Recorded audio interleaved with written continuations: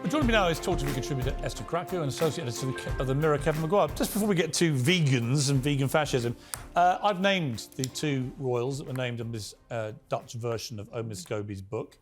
I don't really understand why journalists weren't. I'm glad you did name them. I think there are some concerns about legal issues if it's denied by the two people you name. But I just take the view that if you can read it in Holland, why can't you read it in the United Kingdom? And I also take the view, Esther, that I don't believe there ever was any racial undertone to anything that was said. Of course. Particularly when you see the two names that have been put in this Dutch version. It's preposterous. Yeah, because the thing is, what people are forgetting was Meghan wasn't there for the conversation, the apparently racist conversation. She's just she built her opinion based on what Harry told her. And he said, apparently the person said there were concerns about how dark the child would be. They couldn't even decide what year it was said. Exactly. And I'm like, why would there be concerns about the darkness of the child? You look Puerto Rican. Anyway, I don't want to... But if the allegation, the accusation, the charge is made against the people of the stature, the seniority of the royal family, as you make, it's an issue that has to be debated. Yeah. You have to get to the bottom of it. I think the moment a book is published in another country and people in that country were able to go to a bookstore and buy it with these names in it, it's time that this farcical anonymity that's dominated this debate now for 2.5 years is just over. Let's just have the debate. Yeah. What was actually said? When was it said? Who exactly said it to whom? What was the context? And let the people who've been accused of this actually say what they would like to say. Yeah. But that would require the palace, Buckingham Palace, to respond. issue... Exactly. And they will.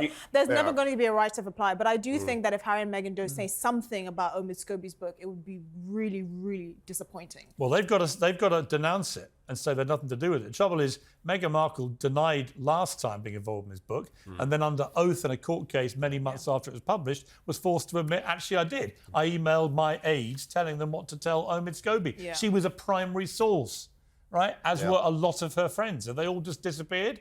Because someone told him about this meeting, about these letters, between Charles and Meghan Markle. And it wasn't Charles. Let's turn to vegan fascists. One of my favourite subjects. So thousands of students at Warwick University will be forced to go vegan after a handful of activists voted for a meat and dairy ban in the institution's canteens. 3 establishments at Warwick. Why did they allow a vote in the first place? Why is it... Exactly. This is the thing. Why is it anyone's business what people choose to eat?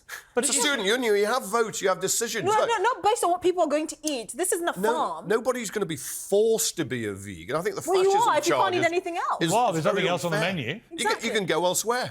You can just go elsewhere. So You you're- don't have to eat there. 1,400 students will be offered plant-based crap, in my view, right? Which, by the way, there is no scientific evidence to suggest it's even good for you. In fact, the scientific evidence is the opposite. That actually a strict vegan diet is bad for you. And it's also here's my evidence. processed. Who just bailed out of the I'm Celebrity Jungle looking terrible? Grace Dent.